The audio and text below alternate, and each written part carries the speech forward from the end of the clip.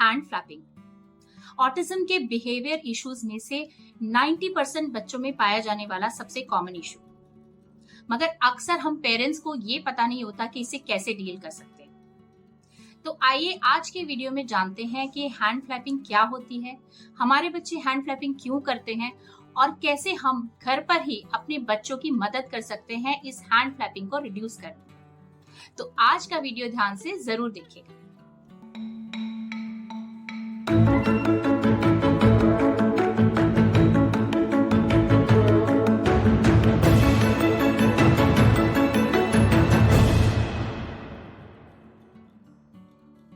Hi, welcome back to Sayam. I am Bhushan Verma. And I am Rakhi Verma. We are autism parenting coaches and founders of Learning to Life, a special platform to train kids with learning difficulties. आइए बात करते हैं hand flapping के बारे में। Hand flapping एक self stimulating behaviour है जो कि ऑटिज्म के केस में तकरीबन 90% बच्चों में पाया जाता है। हैंड फ्लैपिंग को अलग अलग तरीके से बच्चे करते हैं, like for example hand flapping ऐसे भी करते हैं कुछ बच्चे इस तरीके से करते हैं। हैंड की movements, this is basically a repetitive movement जहां पे बच्चे सेल्फ स्टिमुलेशन लेने की कोशिश कर रहे हैं।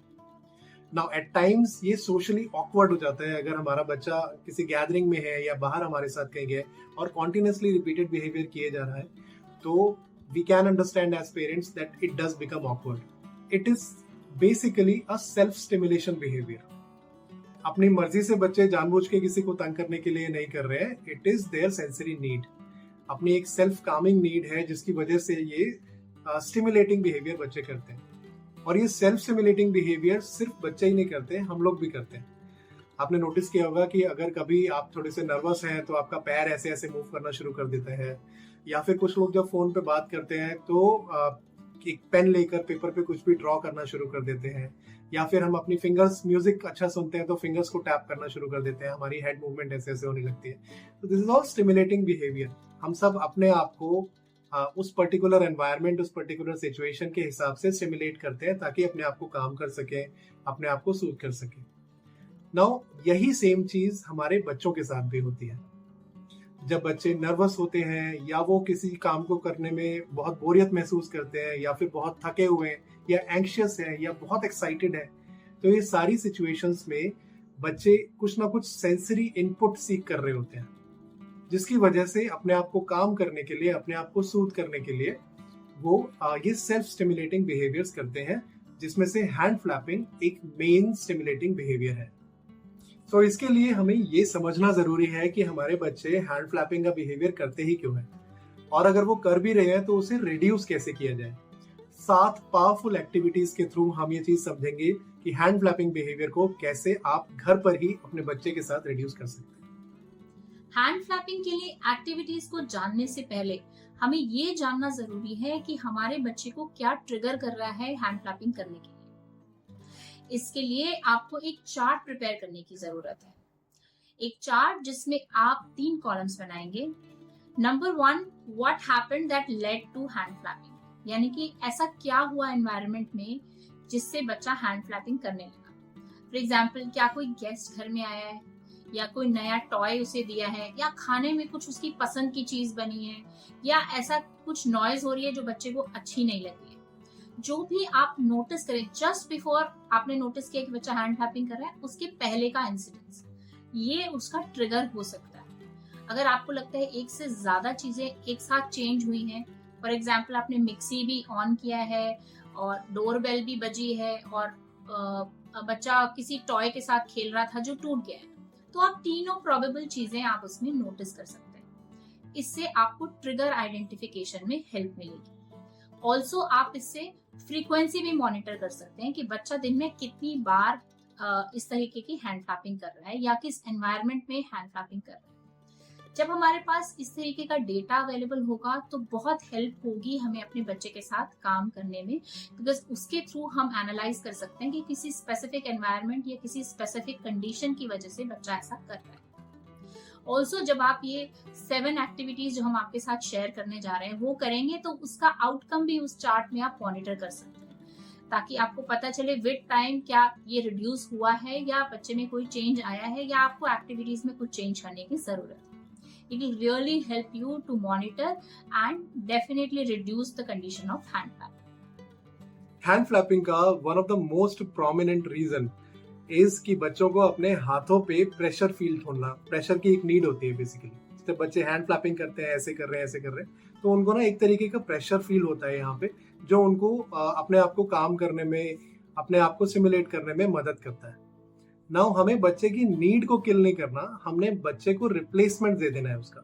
सो आप उस सिचुएशन में क्या कर सकते हैं कि बच्चे को या तो सेंसरी बॉल्स या तो स्ट्रेस बॉल दे सकते हैं। सेंसरी बॉल अलग अलग टेक्सचर की बॉल्स होती हैं जो मार्केट में मिल जाएंगी, आपको लिंक डिस्क्रिप्शन में मिल जाएगा। या तो स्ट्रेस बॉल दे सकते हैं जिसको बच्चा जब प्रेस करेगा तो उसको वही प्रेशर जो वो हैंड फ्लैपिंग के थ्रू सीख कर रहा था, अब वही प्रेशर उसको उन बॉल्स के थ्रू महसूस होगा। इन केस आपके पास अगर सेंसरी बॉल्स नहीं है अभी अवेलेबल, तो आप कोई सॉफ्ट पिलो भी दे सकते हैं बच्चे को, जिसको कि वो प्रेस कर सके उस समय पे, और उससे अपनी जो सेंसरी नीड है, सेंसरी इनपुट है, उसको सीख कर सके। So this may help your child. The first activity is replacing the hand flapping with sensory ball or stress ball. Next is use of weighted cuffs. हमारे बच्चों को एक्चुअली यहाँ पर रिस्ट के अराउंड प्रेशर की नीड होती है। अगर आप नोटिस करें तो हैंड फ्लैपिंग करते टाइम आपको यहाँ पर प्रेशर फील हो रहा है, इसीलिए हमारे बच्चे यहाँ पर इनपुट सीख कर रहे होते हैं, इसीलिए हैंड फ्लैप कर रहे होते हैं। तो हमें वेटेड कफ्स हम यूज कर सकते हैं जो इजीली अवेलेबल होते हैं मार्केट में।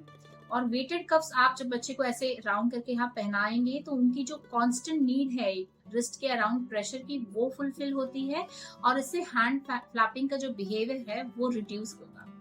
ये आप कभी भी कर सकते हैं। दिन में बच्चा कोई और एक्टिविटी कर रहा है, टॉयज से खेल रहा है, उस टाइम भी आप कर सकते हैं। अगर आप इसको थोड़े थोड़े टाइम के लिए दिन में 2 से 3 बार करेंगे, थोड़े थोड़े टाइम के लिए करना है। बच्चा अनकंफर्टेबल अगर लग रहा है तो आप उसको थोड़ी देर के लिए रखिए, फिर हटा लीजिए। धीरे धीरे ग्रेजुअल करके उसको टाइम 10 से 15 मिनट के लिए आप यूज कर सकते हैं, और आप नोटिस करेंगे कि इसके कांस्टेंट यूज से हैंड फ्लैपिंग का बिहेवियर रिड्यूस हो रहा है। Next activity that you can try with your child is joint compression massage. Massages always help the child in calming the child down. उसको थोड़ा सा सूद करने के लिए, उसका बिहेवियर थोड़ा सा शांत करने के लिए it really helps. Joint compression massage आपने बच्चे को पर्टिकुलरली रेस्ट के एरिया पे, थंब के और फिंगर के जितने भी जॉइंट्स हैं उन सारे जॉइंट्स के एरिया पे देना है, जहाँ पे अगर इस जॉइंट को मैंने कंप्रेशन मसाज देना है तो इसको इस तरीके से प्रेस करना है, फिर रिलीज करना है, फिर प्रेस करना है, फिर रिलीज करना है, फिर प्रेस करना है, फिर रिलीज करना है। ऐसे 8 से 10 बार हर एक जॉइंट को आप धीरे से, जेंटली, जितना प्रेशर बच्चे को कंफर्टेबल है उसको अगर आप ये जॉइंट कंप्रेशन मसाज देंगे तो बच्चे को आराम महसूस होगा और उसका हैंड फ्लैपिंग का बिहेवियर रिड्यूस होगा। जॉइंट कंप्रेशन मसाज आपने बच्चे को कैसे देनी है उसके लिए हमने एक वीडियो बनाया था, चलिए उस वीडियो की एक छोटी सी क्लिपिंग देख लेते हैं। तो आप शोल्डर को इस तरीके से सपोर्ट देंगे, ऐसे आप हाथ को पकड़ेंगे और उसके बाद इसको प्रेस करेंगे, हल्का सा कंप्रेस करेंगे। उसके बाद 5 तक गिनती गिनेंगे, 1 2 3 4 5 एंड रिलीज करेंगे। फिर से 1 2 3 4 5 एंड रिलीज करेंगे। इस तरीके से 5 सेट करने हैं। यहाँ से पकड़ेंगे और कंप्रेस करेंगे जॉइंट को, 1 2 3 4 5 रिलीज, 1 2 3 4 5 रिलीज। नाउ इससे आपको आइडिया लग जाएगा कि जॉइंट कंप्रेशन मसाज आपने बच्चे के साथ कैसे करनी है। इस वीडियो का लिंक हम डिस्क्रिप्शन में भी दे देंगे, आप चाहें तो बाद में पूरा वीडियो भी देख सकते हैं। Next activity that you can do with your child is bear walk or wheelbarrow walk. इस तरह की वॉक्स जब बच्चे करते हैं तो आपने नोटिस किया होगा उनकी हैंड्स पर प्रेशर होता है। जब बच्चे ऐसे वॉक कर रहे हैं हैंड्स के ऊपर प्रेशर रहने से, तो उनकी रिस्ट पर, उनके हैंड्स पर प्रेशर आता है। इससे उनकी सेंसरी नीड फुलफिल होती है, प्रेशर की नीड, और बच्चे को बहुत आराम मिलता है। तो जब आप रेगुलर प्रैक्टिस में बच्चे के साथ बियर वॉक या व्हील बैरो वॉक करेंगे तो बच्चे को आराम मिलेगा और धीरे धीरे आप देखेंगे कि ये बिहेवियर रिड्यूस हो रहा है। Next activity is training your child in coping mechanism. Coping mechanism का मतलब ऐसी चीजें जब बच्चा किसी भी स्ट्रेसफुल सिचुएशन या किसी ओवरवेलमिंग सिचुएशन में जहां पे उसको हैंड फ्लैपिंग की जरूरत महसूस हो रही है, वहां हैंड फ्लैपिंग ना करके अगर बच्चा ये चीज कर लेगा तो उसकी जो नीड है सेटिस्फाई हो जाएगी और वो सोशली ऑकवर्ड भी नहीं लगेगा। तो पहली चीज जो आप कर सकते हैं इन कोपिंग स्ट्रैटेजीज, दैट इज बच्चे को आप ट्रेन कीजिए कि जब आपको हैंड फ्लैपिंग का मन करे या आपको हैंड फ्लैपिंग की नीड महसूस हो रही है, उस टाइम पे आप हैंड्स को स्क्वीज कर सकते हैं लाइक दिस। इससे वही प्रेशर जनरेट होगा और जो बच्चे की जो नीड है वो सेटिस्फाई हो सकती है। दूसरी चीज जो आप कर सकते हैं वो ये कि बच्चे के हाथ उसके हिप्स के नीचे आप रखें और बोले बच्चे को अपने हाथों पे बैठ जाओ। तो जब बच्चा अपने हाथों पे बैठेगा तो पहली चीज तो वो विजिबल हैंड फ्लैपिंग नहीं महसूस होगी। दूसरा, जो प्रेशर की फील है, जो प्रेशर की नीड है बच्चे की, वो उसको वहां पे महसूस होगी उस तरीके से। ये भी काफी बार बहुत अच्छा काम करता है स्ट्रेटेजी। एक और चीज आप बच्चे के साथ कर सकते हैं, दैट इज जब as a coping technique wall को पुश करना है बच्चे को अपने हाथ से। किसी भी दीवार के पास जाए, अपने दोनों हाथों को दीवार पे रखे और उनको दीवार को पुश करने की कोशिश करें धीरे से। तो उससे यहाँ से लेकर पूरा शोल्डर्स तक का सारे के सारे जो जॉइंट्स हैं हमारे वो प्रेस होते हैं, प्रेशर रिलीज होता है और जो हैंड फ्लैपिंग बिहेवियर है उसको रिड्यूस करने में ये भी डेफिनेटली हेल्प करेगा। The next activity is use of therapeutic clay. Therapeutic clay का बहुत यूज होता है ऑक्यूपेशनल थेरेपी में और बच्चे इसको बहुत इंजॉय करते हैं इस क्ले के साथ खेलने में। तो एक ऐसी एक्टिविटी है जिसके साथ बच्चे खेल रहे हैं और साथ साथ में ये प्रेशर की नीड को भी सेटिस्फाई कर रहे हैं। थेराप्यूटिक क्ले अलग अलग फॉर्मनेस में मिलती है, तो वी वुड सजेस्ट कि आप ग्रीन से स्टार्ट कर सकते हैं जो मीडियम फॉर्म है और उसके बाद ब्लू और ब्लैक पर भी जा सकते हैं। डिपेंडिंग अपॉन बच्चा कितना बड़ा है या कितना छोटा है, आप डिसाइड कर सकते हैं कि कौन सी थेराप्यूटिक क्ले उसके लिए ठीक है। तो आप पहले ग्रीन से भी स्टार्ट कर सकते हैं। अगर बच्चा ग्रीन को काफी टाइम यूज कर चुका है तब आप ब्लू और उसके बाद ग्रेजुअली ब्लैक पर स्विच कर सकते हैं। इसमें आप डिफरेंट एक्टिविटीज बच्चों के साथ थेराप्यूटिक क्ले से करा सकते हैं, लाइक थेराप्यूटिक क्ले से ऐसे पकड़ के उसको प्रेशर देना, पिंचिंग करना, ये उससे फिंगर्स पे प्रेशर पड़ेगा, साथ में रोलिंग करना या डिफरेंट क्ले से डिफरेंट बॉल्स बनाना, ऐसी कुछ एक्टिविटीज कर सकते हैं। इसमें बच्चे एंगेज रहते हैं, इंजॉय करते हैं और अपनी प्रेशर की नीड को फुलफिल कर सकते हैं। Next activity is breathing exercises. Most of the times hand flapping के पीछे का जो रीजन है वो स्ट्रेस, एंजाइटी या फिर बच्चा अगर हाइपर एक्टिव है तो वो भी हो सकता है। आपने बच्चे को अगर ब्रीदिंग एक्सरसाइजेस की प्रैक्टिस कराई है डेली, या फिर अगर आप ब्रीदिंग एक्सरसाइज बच्चे को कराते हैं, स्पेशली अगर खुली हवा में करा रहे हैं, सुबह सुबह करा रहे हैं, तो उसका बहुत कामिंग इफेक्ट होता है बच्चे की पर्सनैलिटी पे और बच्चे के बिहेवियर पे, जिसकी वजह से धीरे धीरे आप नोटिस करेंगे कि हैंड फ्लैपिंग का जो बिहेवियर है वो बिहेवियर रिड्यूस होना शुरू हो जाता है। अगर आप महसूस करते हैं कि बच्चा बहुत छोटा है या फिर आपकी इंस्ट्रक्शंस को अभी फॉलो नहीं कर पा रहा है, आपको दिक्कत हो रही है ब्रीदिंग एक्सरसाइज सिखाने में, तो इन दैट केस आप बच्चे को ब्लोइंग एक्सरसाइज करवाइए। You can give a flute to the child, को फ्लूट को बजाएगा, साउंड भी निकलेगा, साथ साथ में ब्लोइंग की प्रैक्टिस भी होगी। या फिर आप ब्लोइंग की एक्सरसाइजेस के लिए हमने कुछ एक वीडियो भी बनाया था पहले, आप उस वीडियो को भी रेफर कर सकते हैं, उसका भी लिंक आपको डिस्क्रिप्शन में मिल जाएगा। अंश आप लोग करो। ओह वेरी गुड, स्प्रेड कर सकते हैं। अंशु करिए, वेरी नाइस। हम इसको स्ट्रॉ की मदद से करेंगे ताकि थोड़ा सा गाइडेड फोर्स बच्चे को सीखने को मिले। Very nice. हमारे बच्चों में इस तरह के बिहेवियर्स जो सोशली एक्सेप्टेबल नहीं है होने की एक वजह तो उनकी सेंसरी नीड्स हो सकती है, लेकिन उसके अलावा अगर आप देखें तो एक मेजर वजह ये भी होती है कि बच्चे हमारे कम्युनिकेट नहीं कर पाते। या तो उनके पास वोकैबुलरी नहीं होती है, सही एक्सप्रेशंस या इमोशंस नहीं होते हैं, या उन्हें पता ही नहीं कि अपनी नीड्स को कम्युनिकेट करना कैसे।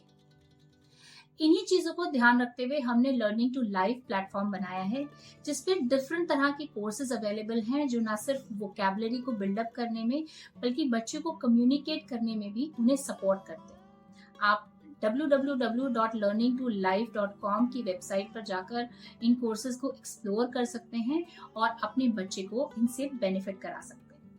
तो अपने बच्चे के साथ काम करते हुए चाहे जितने भी उतार चढ़ाव आए, हमने एज पेरेंट हार नहीं माननी। हमने तब तक बच्चे के साथ अलग अलग चीजें ट्राई करते रहना है जब तक हम जो रिजल्ट चाहते हैं हमें वो मिल नहीं जाता, क्योंकि जो आप अपने बच्चे के लिए कर सकते हैं वो और कोई नहीं कर सकता। सेंसरी प्रोसेसिंग डिसऑर्डर से रिलेटेड अगर आपकी क्वेरीज हैं या आप उसे कैसे घर पे डील करना है ये जानना चाहते हैं, तो हमारी सेंसरी प्रोसेसिंग डिसऑर्डर की प्लेलिस्ट को जरूर देखिएगा। अगर आपको लगता है कि उससे आपको कुछ बेनिफिट हो रहा है तो please do share our videos with other people as well. Thank you very much for watching our videos and see you very soon. Take care. God bless you.